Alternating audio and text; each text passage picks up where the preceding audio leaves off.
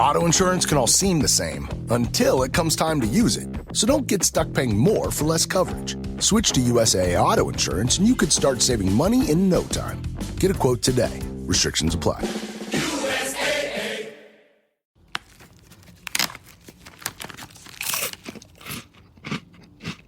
Uh-oh. The last cookie. You can get a new box of cookies in as fast as an hour with Walmart Express Delivery. Are you my guilty self-conscience? No, I'm the voice offering you promo code EXPRESS for free delivery on your first order. Hey, who ate my cookies? You mean, these cookies? Order now. Welcome to your Walmart. Promotion valid for first express delivery order. $50 minimum subject to availability. Restrictions apply. Welcome into 49ers Access. My name is Sterling Bennett, and folks, welcome to the 2025 NFL Draft. It is officially draft day. When the clock strikes 5 p.m. Pacific time, the Tennessee Titans will be on the clock, but we have some business to take care of first because yesterday we did our first round mock draft, predicted every single pick 1 to 32. On the channel, you can go and check that out. But today, we are giving our 49ers final 7-round 2025 NFL mock draft, trying to predict what the Niners will do with their first-round pick all the way down to their 7th-round pick. Want to ask you to like, share, subscribe, leave that review. Also, tell me down below who you think San Francisco should take with the 11th overall pick in this year's first round. Hopefully, we can get things right as we see later on in the day when the Niners are actually on the clock at number 11 overall. But I want to say, don't forget to like, share, subscribe, give us that 5-star audio podcast review, and let's dive into the final San Francisco 49ers 2025 7-round mock draft right here on 49ers Access.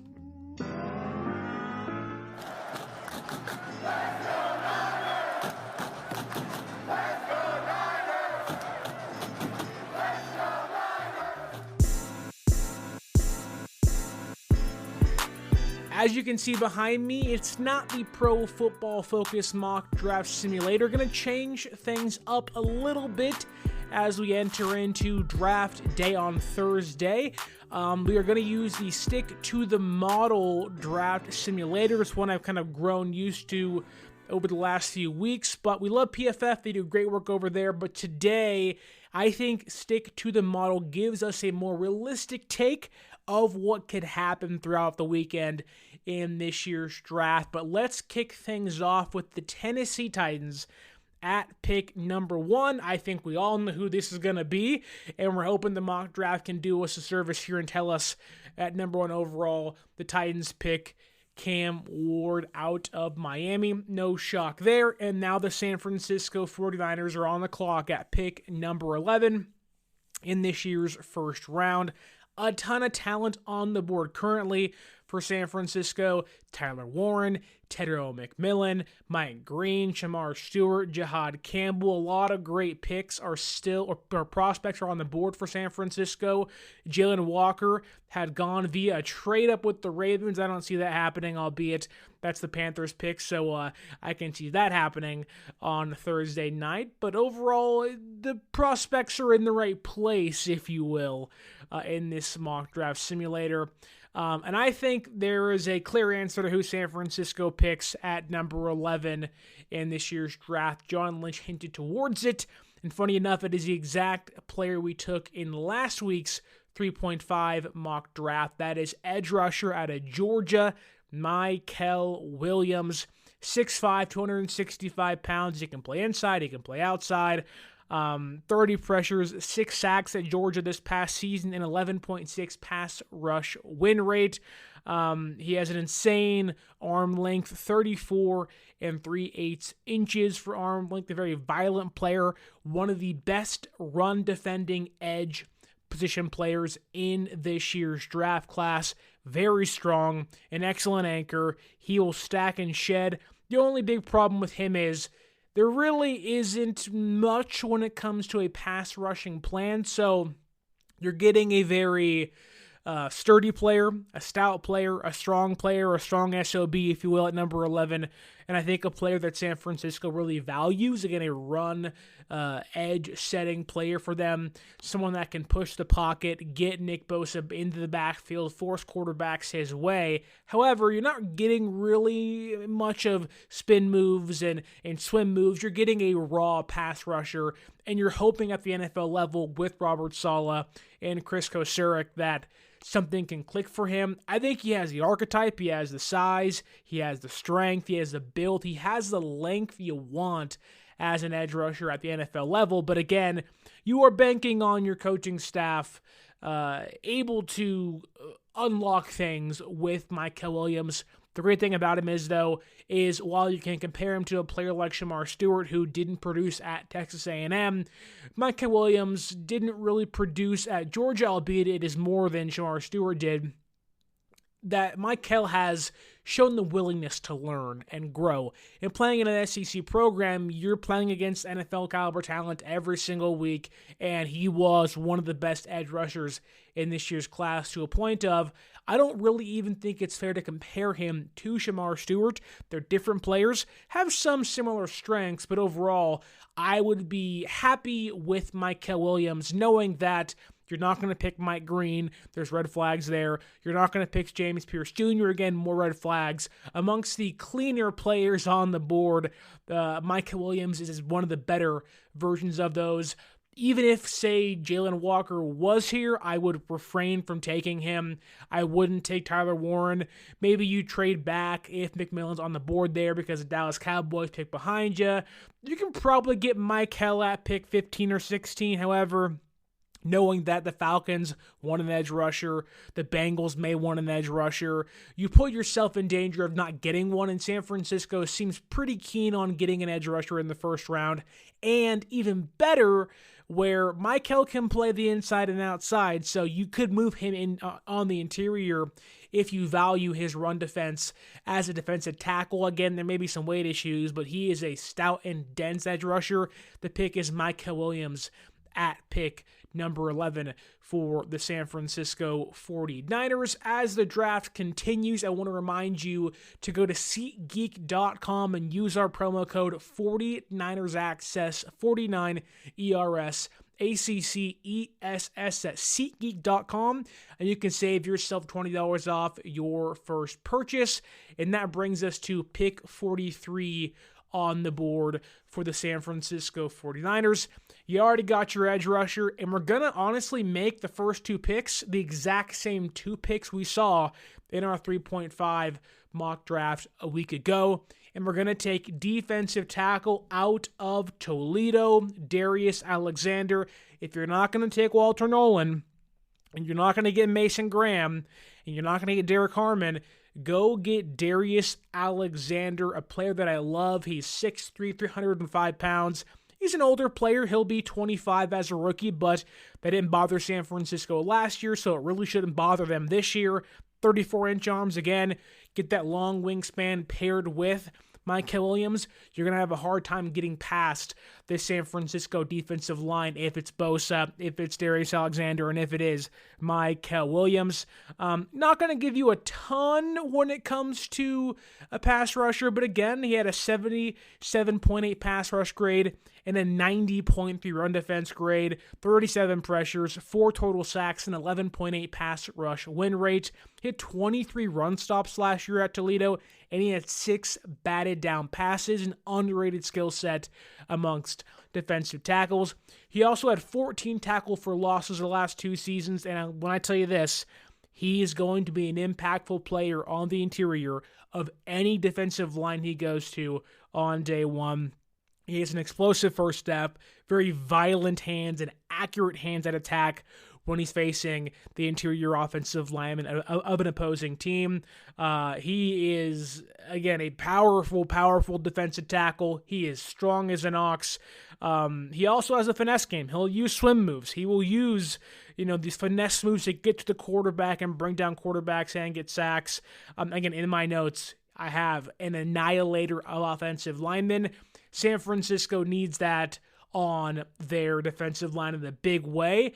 I think San Francisco is likely going to take, with their first 2 picks, 2 defensive tackles, or at least with their first 2 of 3 picks, going to go defensive line twice. They kind of have to at this point in time. They don't have anybody there. And if you give me Mike Williams and Darius Alexander, you are instantly beefing up your defensive line, but also you're giving yourself a tremendous chance to stop the run in 2025. And that takes us to pick 75 in round number 3. I think the Niners, when you talk about the big gap from pick 43 to pick 75, they have pick 175, and they have a couple more picks after that, like pick 113, pick 120. They're going to be in a range where they may feel comfortable moving up in the draft at a certain point in time. And I think in that big gap between 75 and 43 could be a range for them. But in this case, we're not going to do that. I think actually you might find them at pick 75 saying, look, we got Micah Williams, we got Darius Alexander. We like some offensive linemen on the board here. You like Charles Grant. You like Wyatt Millum a lot. You could find yourself, you like Miles Frazier a ton from LSU. He was in for a visit, I think, for a top 30. You could find yourself maybe trading back here at pick 75, or if you like a tackle enough, seeing the draft board, I could see them moving up for a player like Harold Fannin Jr., tight end from Bowling Green. Maybe they value a player, like a Tate Ratledge or a Marcus Bowe, offensive lineman in this year's class. Maybe Ariante Ursary, or even Jonas Savanea, who we took in our first ever mock draft this draft season. So there's plenty of tackles San Francisco could value, albeit I think at pick 75 you can get good value. And I think as the board falls here for you, Jordan Burch is there. Loved him in our first mock draft. Darian Porter's also here, cornerback from Iowa State. Femi Oladejo, who San Francisco seemingly likes a ton. Josiah Stewart's there. Ozzie Trapillo is there. So plenty of talent to go around. Demetrius Knight, maybe a Greenlaw replacement at linebacker is also there. There are people out there all across the country pushing boundaries to grow the game of golf. Like champion speed golfer Lauren Cupp, who plays faster than anyone else. And Will Lowry, whose work in the golf community inspires more kids to get into the game. As a champion partner of the Masters, Bank of America supports everyone determined to find out what's possible. In golf and in life. What would you like the power to do? Bank of America. Bank of America N.A. member FDIC, copyright 2025, Bank of America Corporation, all rights reserved. Terrence Ferguson, tight end. Kyle Williams, Elike Manners there. Andrew Makuba, plenty of top-end talent, but I think we are going to look at what the trades may give us. Dallas wants to move up 1 pick, and we can get 149. I don't know how valuable that actually is for us, but we are at pick 75 here. I think there's a pretty clear answer. You go with Charles Grant out of William and Mary. I think of the tackles on the board here, he fits you better than most. He can play inside, he can play outside, and he fits that wide zone scheme they want to run out there in San Francisco. And also in this tackle class, there ain't many guys that fit that scheme. There's a lot of guys that, are bona fide tackles, and that's like 2 or 3 of them. You have your Josh Simmons, you have your Josh Connerly, you have your Kellen Banks, who also may be a guard, but there's very few players that are legitimate tackle length. Charles Grant is one of those players where you have other guys like Wyatt Millum and other, Will Campbell and Jonas Savanea, who are probably guards at the NFL level. But Charles Grant, 6'4", 310 pounds, 35-inch arms. He has the arm length you want to play tackle at the NFL level. Only allowed 10 total pressures the last year, so a 2.4 pressure rate. It's pretty darn good if you ask me. Only 2 quarterback hits allowed all year at William and Mary. The big question is, did he go against NFL caliber talent? The answer is probably no, but the hope is that you sit behind Colton McKivitz for a year, you sit behind Trent Williams for a year, get your body right, learn better technique, and kind of introduce yourself to the NFL at a slower rate. You may have a really good tackle of the future in Charles Grant. He can also play inside, so maybe he plays left guard for a year, or right guard for a year, depending on how you view Dominic Pooney and if they want to shift things around in the future. So you're getting a guy that can play inside and outside, more versatility for them. And I think, you get his body right. He's a high-end athlete. He's an explosive athlete, but maybe you wish the anchor was better as a tackle. So again, sit for a year, get your body right, get more dense, maybe put on 15 more pounds, be 6'4", 325, and still have the athletic traits he already has. You're looking at a pretty good tackle. So you're banking on Chris Forrester getting things right, but ultimately, I think San Francisco is pretty comfortable with their offensive line this year. They like Ben Barch a lot. They like Jack Brendel enough, even though I wouldn't do that if I was them. You love Pooney. You like McKivitz, and you love Trent Williams. They need a swing tackle, and Charles Grant can give you that swing tackle ability year one behind those guys, being your tackle 3, who you hope doesn't have to play. But if he does have to play, it's hopefully later in the season, once he's gotten some growth and his weight right and his body right, where you wouldn't mind him playing weeks 14 through 18 if it meant getting McKivitz or Trent back for the playoffs. So I'm going to go with Charles Grant here. You're improving your trenches in both ways. I think it's a great pick for San Francisco. I would love that pick for them. You have your defensive tackle. You have your edge rusher. Now you get your offensive lineman who can play inside, who can play outside. And you set yourself up for a pretty good draft thus far. Again, is it perfect? Probably not. But now you set yourself up even more so here at pick 100, because I think San Francisco, and again, this draft is eerily similar to what we did in mock draft 3.5, because I thought that was our best mock draft thus far, and I would have loved the picks we took in that draft. So hard to detour me from a lot of the players we took simply because they were pretty good, if you're asking me. You maybe start to get yourself in a place where you begin conversations of, do you want to get an offensive weapon here, a wide receiver? Do you want to get, a tight end? I've seen tight end a ton on mock drafts. Gunnar Helm was one we took. Harold Fannin Jr. was one we took earlier in this year's draft process. But the more I've sat on things, San Francisco really has targeted those like day 3, round 7, round 6 picks at tight end, which those guys are more blocking tight ends, which I know you need more of. However, you have Kittle, you have Luke Farrell, you have Kyle Juszczyk, who's pretty much your tight end 2 for the next year or two as a fullback. I don't think they're going to draft the tight end. I don't think they'll reach for one at that. But I think at pick 100, you get really good value here at linebacker, because this linebacker class is rough. And I mean rough, not in the cool dog way where I'm barking at you saying, oh, rough. I'm saying, oh my God, it's sandpaper against the skin. Ouch, that hurts type of rough. Now, you can talk about Jeffrey Bassa, who I like a lot from Oregon. However, Bassa's probably a 4th or 5th round draft pick. And I think there is a gap between him and Chris Paul Jr., that being Pooh Paul from Ole Miss. He's 6'1", 222 pounds last year at Ole Miss, 85 tackles, 54 defensive stops. Again, that's plays where the runner, the receiver, the quarterback had runs or receptions of 0 yards or negative yards, so pretty big total there. 24 pressures, 6 sacks, 4 pass defenses, 1 pick, and 1 forced fumble. There is some arm length concerns, 29 and 7/8 inch arms. You'd like to have plus 30 inch arms to kind of clog your passing lanes. However, he's a pretty fluid athlete. Speed is not an issue for him. He comes down very quickly. He flips the hips well in coverage. If you want to use him as a blitzer, which at times Saleh does, he has that natural leverage with his 6'1" frame. He also is a really steady tackler despite having short arms. He really can't wrap up. However, only a 7.6% missed tackle rate. Very, very low for a linebacker of his size. and stature. Again, he will miss some tackles. There's some diagnostic issues here or there, but overall, you have him as your linebacker 3 to begin the year, and you kind of believe he'll become your linebacker 2 at the end of the season next to Fred Warner and D. Winters. But Chris Pupal is really good in coverage at Ole Miss. He has the instincts. He's a high IQ player, and it's a guy that you just say, look, whether it's zone coverage or man coverage, he can play for you.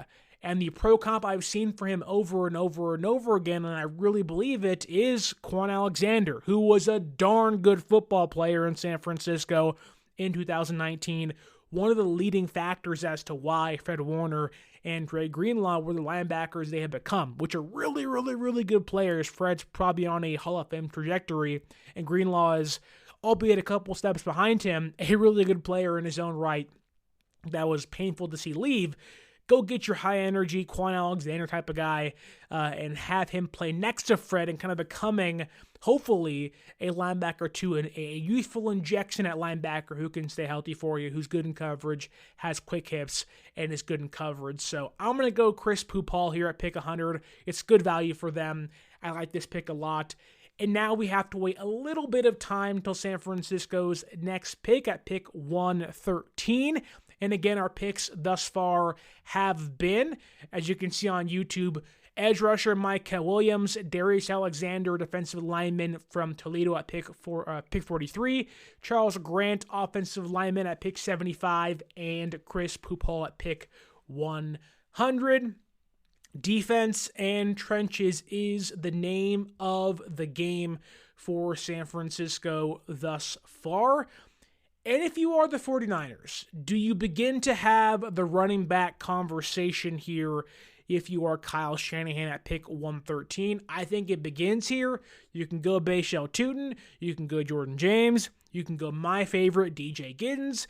Maybe you go Brashard Smith. All those guys I think are going to be on the table for them at pick 113. Maybe you say, hey, we didn't get a tight end. We like Mitchell Evans, who was hurt last year at Notre Dame, but when he's healthy, he's a contested catch guy. He can be a receiving threat for us behind George Kittle. Knowing the contract may become a problem, which I don't think it should, but you never know at the NFL. Don't tell Diana Rossini that. It'll be a report tomorrow, but I kid. But that said, you can begin to have the conversation of, okay, do you want a receiver? Do you want Tez Johnson? Do you want Jalen Lane? Do you value Pat Bryant, Isaac Tesla, who has seen his draft stock skyrocket the last 2 weeks or so? Do you want to go Elijah Badger? Do you value Nick Nash? There's plenty of players here. I think San Francisco could value mainly Pat Bryant, who is a true X receiver in this year's class. Do you want to go cornerback? Jacob Parrish isn't there from Kansas State, but Denzel Burke is there. Dorian Strong is there. Alexander's there. Kobe Bryant's on the board. Upton Stout is there from Western Kentucky. There are a lot of players San Francisco, again, could value here at pick 113. However, I think it might be worth to travel back down the edge rusher and defensive tackle route. And I'm going to be, again, not conflicted, because obviously for San Francisco, you value the edge rushing room. You value the ability to go attack the quarterback. You can really pitch me on David Walker here from Central Arkansas. San Francisco picks at pick 138. Maybe you value a trade back here. I don't see any trade back options. You can trade back and get 124, 159, but again, you're moving back 11 spots. Is that really something you want to do? I'm not sure. Again, you'd probably lose out on one of those guys you like a lot. I think San Francisco could very easily value a player like David Walker from Central Arkansas. I think somebody that's kind of gotten more hype as of recently, but really been underrated in his time in this draft process. He's a very small player. He's 6'2", 260 pounds. At the ideal weight, you want him to be around 280 to 275 probably at his most. But at Arkansas last year, a 92 pass rushing grade, a 92 run defense grade, 59 pressures, 12 sacks, 37 sacks over the last 3 seasons, a 21.6 pass rush win rate, played over 1,300 snaps the last 2 seasons, so he's proven his height gives him natural leverage over offensive tackles. He has the swipes, the shoulder dips. He has rip moves, which are top of the charts in this year's class.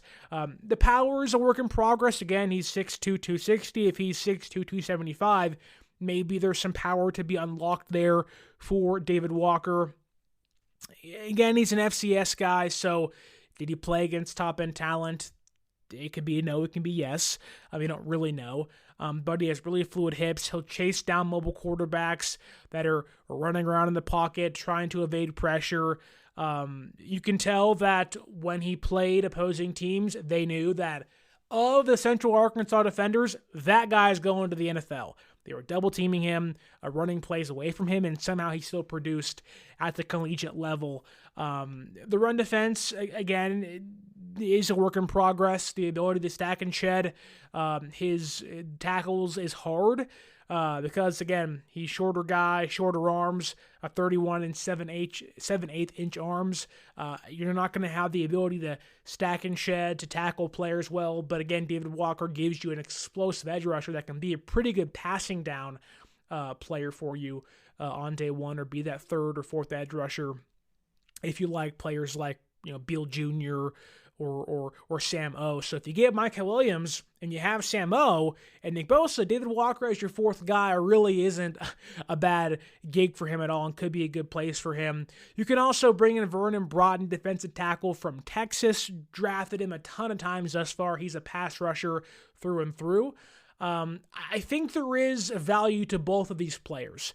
And I want to ask you, if you're sitting here at pick 113, or you're sitting here at pick 113, we have pick 138 left in round 4. Do you go David Walker, get the explosive edge rusher, who's probably the best edge rusher on the board here for a while, or do you get the defensive tackle you need to play on the interior to rush the passer? This is where I get conflicted at a certain point. Maybe you want to swing a trade. Maybe you can talk to a team, let's say like the Titans or the Broncos, that you can maybe jump back up to pick 122.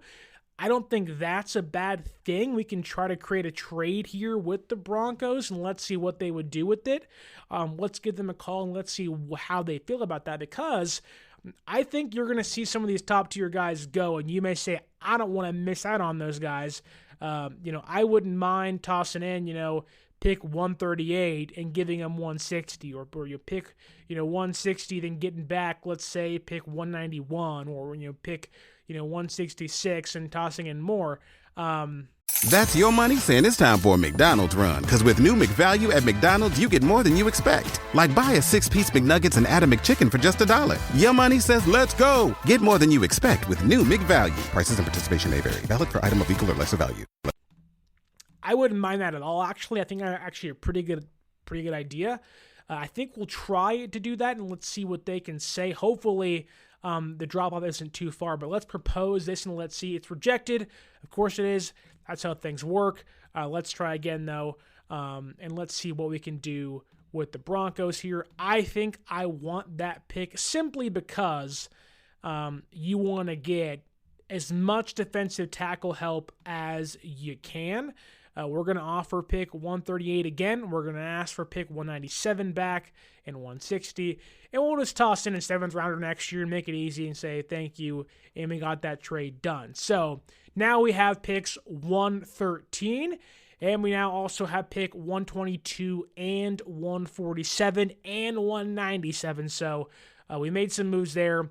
And I think the deal we're going to do here is we're going to take David Walker, edge rusher from Central Arkansas, and hope our guys are still on the board next as we wait and see. And bang, boom, John Lynch, we are getting the job done for the San Francisco 49ers here. We got pick 122. I think clear as day. We could go Vernon Broughton, defensive tackle. We could also go running back. What do you guys think? Vernon Broughton is a 133 or 131 on the board here. DJ Giddens is 133. I wouldn't mind getting either one of those players. San Francisco tends to be a little overzealous here. I think round 4 into round 5 may be where they're most active making trades. You can maybe call a team like Pittsburgh Steelers or call a team like the Jacksonville Jaguars, try to get a pick again here. But I think the pick we need to go, because we have to replenish the defensive tackle room, I think that belongs to Vernon Broughton out of Texas. Give me our boy out of Texas. Bashal Tutin goes, Damian Martinez goes, and now we're at a conundrum because pick 126 is here. We can call a team, try to move back up and swing a trade with the Jacksonville Jaguars. If we give them pick 126 and we offer them 147, they ain't budging. They don't want much there. We'll have to survive, and let's hope one of our top guys we like are still on the board. They're still there on the board as well. Baltimore's back on the board here at pick 129. The Lions go, the Saints go, the Bills go, the Chiefs go, and Philadelphia is on the board here at pick 134. We're probably not going to be able to get what we want here. However, they have a ton of picks back to back to back. I wouldn't love that for a trade for San Francisco, but Baltimore's now on the prowl for a pick, if you will. Again, it's tough because so many of these teams are hoarding these day 3, day 4 picks.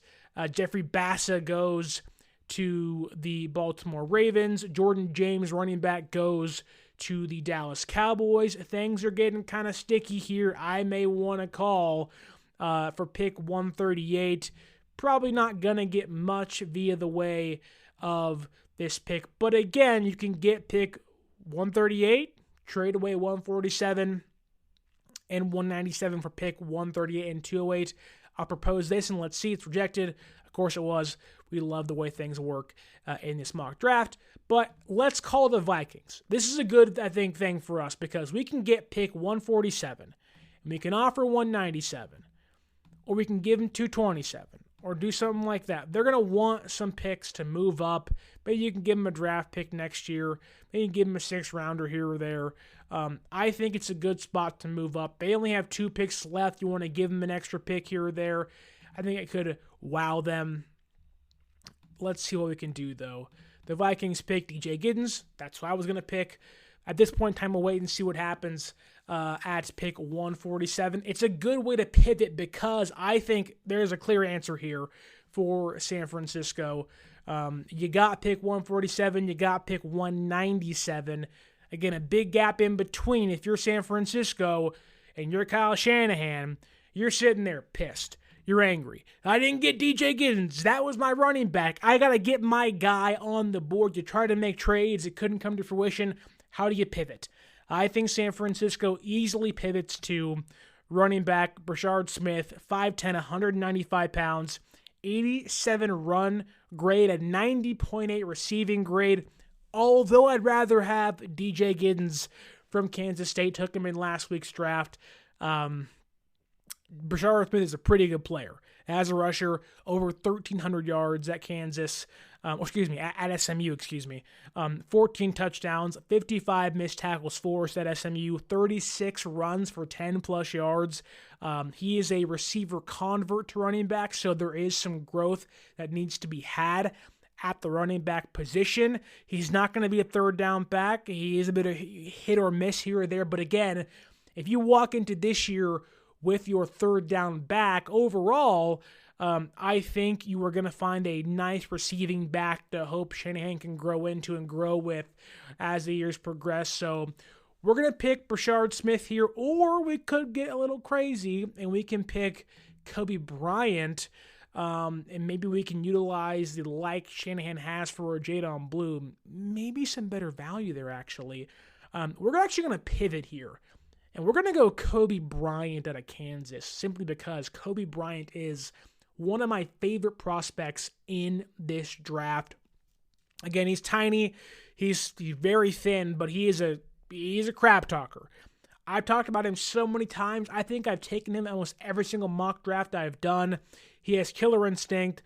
He's a pesky player. He wants to tackle. He is sticky in man coverage. He wants to get things done. So we will tell Kyle Shanahan, table your running back conversation, Kyle. We'll get you your boy later. Let's get Kobe Bryant from Kansas at pick 157 and hope and pray one of the guys Shanahan likes are on the board still at pick 197. And I think we're at a pretty good spot to tell you guys, if you want to get yourself a can of, in my opinion, the best energy drink on the market, that being Goat Fuel, you can use our link down below and grab yourself a can. 12 cans, 8 cans, that's your choice. But again, you can save 10% off your purchase at goatfuel.com using our link down below. I love it so much. I drank every can myself nearly on day one. I said, oh my God, my heart may stop because I love Goat Fuel so much. It's great stuff. So use my link down below and get yourself a can. That way we can both share in the experience together on draft weekend, chugging and pounding Goat Fuel. How else would you want to spend your draft weekend? Jerry Rice on the can and you chugging it yourself, going berserk as San Francisco makes each and every one of their picks. And that brings us to pick 197. We have 4 picks remaining. We have made one trade, that being with the Denver Broncos, and now we're here at pick 197. Didn't get the running back that we loved, but overall the picks so far are pretty good. Micah Williams, Darius Alexander, Charles Grant, Chris Paul Jr., David Walker, Vernon Broughton, Kobe Bryant, 2 edge rushers, 2 defensive tackles, 1 offensive lineman, 1 linebacker, 1 cornerback. I think we're doing a pretty darn good job thus far, if I could say so myself. I don't think there's really anybody worth drafting here at wide receiver or tight end. Maybe you can get into the safety positions, but again, I don't really value it that much, nor do I really think San Francisco needs a safety. Richie Grant, Jason Pinnock were signed. You have Jair Brown. You have George Odom. You have Malik Mustafa. Do you really need 6 safeties on your roster? I don't think so. So I think San Francisco either targets a tackle. Maybe they want to go defensive line again.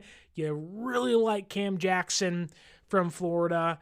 You can get into a conversation maybe about Johnny Walker later on round 7, even a Kyman Rucker from North Carolina. But I think the play here is to go with running back. And I'll kind of offer you this question because you could go Jadon Blue, who I'm not the biggest fan of. He is a Brashard Smith light player, if you will. Better receiver than running back. He has the home run hitting ability out of the backfield on sweeps and on screens. You hope one day can be a number 2 back at the NFL level, or maybe that primary receiver running back for you when you have Garendo and you have Blue and you have McCaffrey out of the backfield. The problem with him, to me, is the fumbling issues are terrifying. I think there is some serious concern with Jadon Blue, who fumbled the football 5 times last year at Texas. That's a concern. And I've seen so many people talk about how he's this and he's that, and he can do so much for you. And those people are right. Jadon Blue can be a really special home run hitter for you at the NFL level. However, I have seen too many times Kyle be fickle and bench players for fumbling. And Matt Breida being the biggest case of that, where you can be a starter, but as soon as you start coughing that ball up, it's a no-no, and you're not going to play much. And I do have concerns of Jadon Blue having a fumbling problem, and that being a red flag for me and Kyle Shanahan. They talked to him during top 30 visits and the Senior Bowl. However, I just am leery of what Jadon Blue can do, despite the great he can do for you as a wide receiver. There also is Ollie Gordon II. Ollie Gordon II is a very perplexing player for the San Francisco 49ers. Had it been last year's draft and you're debating over Garendo and Gordon II, I think many people would say take Ollie Gordon II. 6'1", 220 pounds. He can give you that power pushing back. Last year at Oklahoma State, 862 yards, 621 after contact, 41 missed tackles forced, 12 rushing touchdowns, 20 runs of 10-plus yards. Again, if this was last year's draft, 2023, and he was walking into 2024 draft, we're having an entirely different conversation. He's a day 2 pick locked in. He may sneak into the first round, is how good he was at Oklahoma State. But I don't know if that was because they changed their offensive scheme, got away from the wide zone running scheme, or his body's wearing down already because he was slow, he lacked vision, there was no burst, and there really is this boomer bust, take a risk, if you will, on Ollie Gordon II that Shanahan could like, but also, again, could be scary. So if you are fixated on the running back position here, there really isn't many bona fide guaranteed options at pick 197. However, there's you have all these incredible traits and these abilities, but you're not very consistent. You can even get into the conversation about Devin Neal from Kansas. He had 1,200 yards last year, 821 after contact, 46 missed tackles forced, 16 rushing touchdowns, 37 runs of 10-plus yards. He's a high IQ player who has excellent vision. The long speed isn't great, and he's not going to get to the corner consistent, but it's there where there will be splashes of that's an NFL caliber back. He doesn't have any anchor in pass protection. He's not going to be a power back for you, but he is your kind of Rachaad White style back. He can be a good receiver. He can be decisive. He has good vision. He knows where to go. He's a 3-year starter, more proven than most at the collegiate level when they come out. So again, you have your pick of the litter here. I'm going to avoid Jadon Blue for the sake of me being scared. I'm going to kind of utilize this pick as what I would do, although try to pick who I think Kyle would like. And I'm down to Ollie Gordon II and Devin Neal from Kansas. I think the drawbacks of Ollie Gordon and what he can be are too big. So I'm going to go Devin Neal. He's a good receiver, good vision. Not the fastest guy, but overall, you got Guerendo. I think Devin Neal's a good pick for San Francisco here, and we're going to have to sit back and wait until pick 227 in round 7 and make 3 7-round picks for the San Francisco 49ers this year in this year's mock draft. As you can see, Jadon Blue's still there. Taj Brooks is still there. In San Francisco, Woody Marks is still there. They're in a good place when it comes to, if they want to, drafting 2 running backs on the board. That said, I think if you're the 49ers, you don't need a quarterback.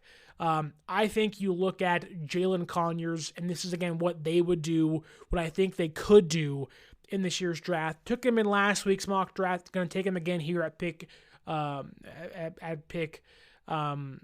227. Ryan Reynolds here from Mint Mobile. I don't know if you knew this, but anyone can get the same premium wireless for $15 a month plan that I've been enjoying. It's not just for celebrities. So do like I did and have one of your assistants switch you to Mint Mobile today. I'm told it's super easy to do at mintmobile.com/switch. Upfront payment of $45 for 3-month plan, equivalent to $15 per month required. Intro rate first 3 months only, then full price plan options available. Taxes and fees extra. See full terms at mintmobile.com. They want a tight end. You can wait until day 3. I think he's a good enough player to take. He's not going to give you, this explosive player, but he has good enough hands. There is a good player, a better player in Jalen Conyers somewhere. I think as your tight end 3 on year 1, he's a good enough blocker, a good enough pass protector, good enough run blocker to get on the field at times, be a special teamer for you, and grow behind George Kittle. So we're going to go Jalen Conyers here and kind of give San Francisco one of their guys on day 3 and one of our first of 3 7-round picks. The board continues to fall San Francisco's way. And again, you could go offensive lineman. Maybe you want to draft a receiver here. You can go maybe Caden Prather. The Niners actually had some interest in Kanata Mumfield from Pittsburgh. That's the route you can go. Again, there really isn't anybody jumping out to me on the defensive side of things for San Francisco. Maybe you want to go Ahmed Hassan or I think it's Hassanin forgive me, but actually a really good player from Boise State. Probably not going to be on the board here, so you have to forgive the simulator, but I think that may be the pick here because he's a darn good football player out of Boise State. You already got your linebacker and Chris Pupal from Ole Miss, but I do want to talk about Ahmed, I think it's Hassanein. He's 6'3", 271 pounds, grew up in Egypt. He was a CrossFit athlete in high school. He was also a boxer and a wrestler, so there is that feistiness in his background. He had 63 total pressures and 10 sacks this year at Boise State, had a 15.8 pass rush win rate, and an 83.3 run defense grade. He's built like a 4-3 line defensive end. He's a strong player, has natural leverage, and I think he's a player that is a high floor player you can bank on being a rotational piece for you. So we're going to go Ahmed Hassanein from Boise State here with our second, 7th round pick. Get another defensive lineman in that group. And of course here, you already got Charles Grant. Why don't you end things with one of the better offensive linemen in this year's class when it comes to not giving up sacks? I think there was over 1,000 snaps and 0 sacks allowed from Esa Pohl from Washington State. Phenomenal player. Again, 7th round pick. What do you have to lose? Get a proven piece at the collegiate level. And if you want to draft or you want to pay Brock Purdy, go and protect him. Insulate your room, protect yourself. Charles Grant can be a guard if you need him to, and Esa Pohl can push some of your tackles. I think this is not a perfect draft when you want to talk about directions they can go in the NFL draft this year. It's a pretty good overall of what I think we could see this weekend. Micah Williams goes number 11. I think that's a pretty much a guarantee at this point, unless John Lynch is simply just lying to us. All the hints point to Micah Williams being the pick at number 11. You can certainly take Walter Nolan there, and I would not balk at that because you can always go Landon Jackson or JT Tuimoloau in round 2, and I would say that's a great pick for you. But I think they're leaning towards Micah Williams. Darius Alexander, pick 43 from Toledo. Heck of a player. He can be a starter for you on day one. It's a deep defensive line class. Get Darius Alexander in that room and let him just run through offensive linemen. Then go and get your backup tackle who you hope can be maybe a guard or a future starter for you at tackle in the next year or so with Charles Grant. Then get your Dre Greenlaw replacement, quote-unquote, in Chris Paul Jr. at pick 100. Then you're going to make a trade for David Walker in Central Arkansas. You're going to make the pick at 113, then make another trade, or your first trade, for Vernon Broughton, defensive lineman from Texas. So really kind of shoring up your defensive line here, getting Michael, who can play the inside and outside. Alexander can play the inside.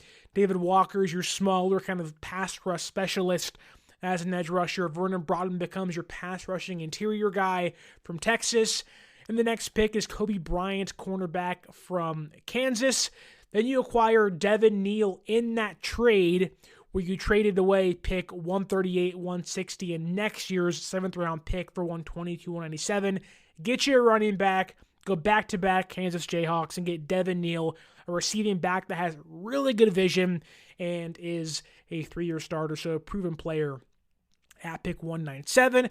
Then in round 7, you get picks 227, 249, and pick 252. Just kind of floor-raising moves for you in the 7th round. Get your tight end 3 in Jalen Conyers. Get your potential 5th edge rusher that you hope can grow into a better player in Ahmed Hassanein from Boise State. A really good prospect who I hope does find his way to San Francisco this weekend. Then Esa Pohl, who just never gives up sacks from Washington State, can be a tackle for you. Austin Peasants is not the guy you hope can be your swing tackle. So again, insulate yourself, get some more depth. Don't mind stashing a few players like Hassanein and Esa Pohl for you in the 7th round. But overall, the Pohl pick got an A-, the Hassenheim pick got a B, the Conyers pick got a C, Devin Neal got a B, Kobe Bryant got a B, and Vernon Broughton got a B. David Walker gets the best pick of the draft at A-. Chris Paul gets a C-. That's the worst grade of the draft so far, which they're wrong. Charles Grant gets a B+, and Darius Alexander and Mike Williams get a C+, giving our grade a B-. And if you see this, I see 1, 2, 3, 4, 5, 6 potential starters for you in the future, and some growth to be had at every single player that could obviously fluctuate, but overall, I think a pretty good draft for you if you are the San Francisco 49ers. Again, there's some players you want to get that you can't land, DJ Giddens being my top running back for the San Francisco 49ers in this year's class. But overall, I think it's a good draft that fits what San Francisco could do and wants to do. And overall, I think, again, could be what a lot of these players do end up being in San Francisco by the end of the weekend. Watch out for players like Jacob Parrish, again, DJ Giddens, Jadon Blue. And I think, again, San Francisco has to nail these picks, and I believe we nailed these pretty well. If San Francisco walks away with a B- or a B+, or even a B grade in their draft process with the picks we made, San Francisco's adding in this mock draft, 1, 2, 3, 4, 5, 6, 7, 8, 9, 10, 11 players with the 11 picks they had. And look, the more depth you get, the better players you can have on your roster, and hopefully the more growth you can have to hopefully find some diamonds in the rough. And it's really good to have, again, in rounds, what is this, 4 and 5, A-, B, B, and a B grade. So that's where San Francisco makes their bread and makes their money and finds their milk and honey, if you will. Dre Greenlaw, DJ Jones, George Kittle, they got to hit on those picks, and I think they view the rounds 3 through 5 as their money round, and we hit pretty well on those picks here for the San Francisco 49ers. But tell me down below, is there a prospect you believe San Francisco needs to target with one of their picks, either on day 1, 2, or 3? Did I miss somebody you wanted us to take? Did I take somebody you were like, Sterling, there's no way I want the Niners to draft that person in this year's draft? Tell me down below in the comments. Don't forget to follow us on social media at 49ers_access is the X or Twitter. 49ers.access is the Instagram.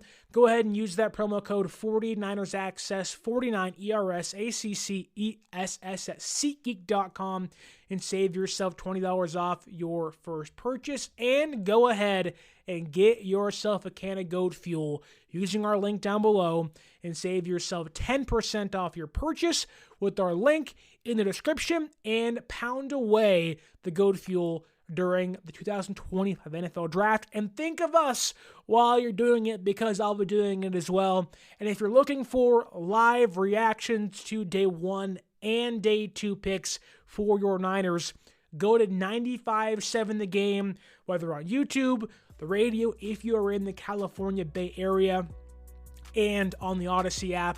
I will be reacting to each and every pick of the first round, second round, and third round on 95.7 The Game live. Hopefully you can join me there, and obviously come back to this channel when the draft is done for a complete breakdown of the San Francisco 49ers 2025 NFL Draft class. Folks, welcome to Draft Day, and I'm hoping we can ace this puppy like the San Francisco 49ers need to do. But as we patiently and eagerly await what happens tonight and on Friday and on Saturday, I want to tell you one last time, my name is Sterling Bennett. Go ahead and like, share, and subscribe. Give us that 5-star podcast audio review on the audio podcasting channels. And again, good luck to yourself. Don't get too anxious. Don't binge eat if you don't get the guy you like. And my name is Sterling Bennett. And as always, I'll see you soon, but stay faithful.